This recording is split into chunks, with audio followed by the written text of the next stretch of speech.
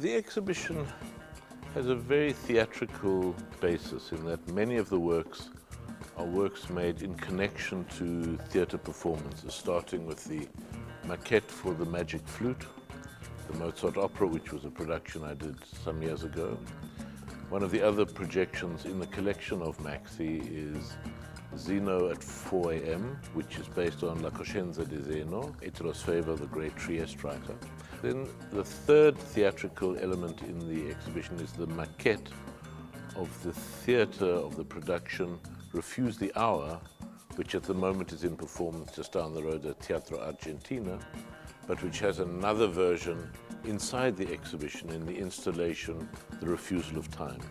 There are also small models of some of the objects and machines we use in The Refusal of Time on the stage, and various texts, various rubrics, red texts, which are phrases that appear in different performances. So the theme of the exhibition is the way in which the theatre comes out of the theatre into the studio and from the studio to the gallery, and also the way in which the walls of the studio expand into the theatre.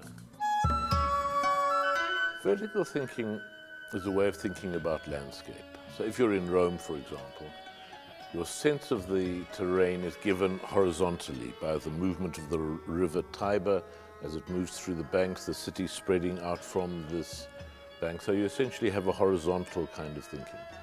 Johannesburg, where the work comes from, where I work and where I live, has a geological raison d'etre. Johannesburg is founded not on a river or a harbour or near a mountain. It has to do with gold under the ground. So to get to that gold requires a vertical action and a vertical thinking.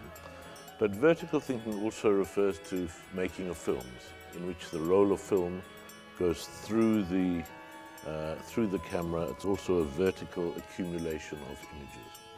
So it's also about an inversion or a putting on its side of our usual way of thinking about work and thought. I think one of the things you do as an artist, one does if one's an artist, is one is constantly transforming time in the studio, particularly if you're working with animation or with film.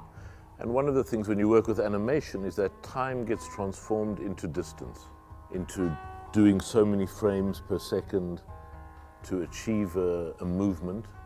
One dissolves the time into these finite distances, and then those dissolve back into time.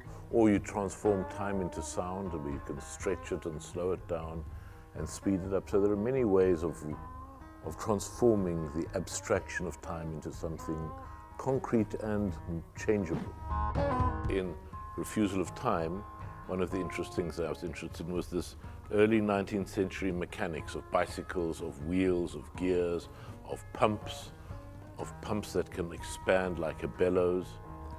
And this together with thinking about time as something that can expand or contract or turn itself from this very abstract, invisible material into something very concrete and physical.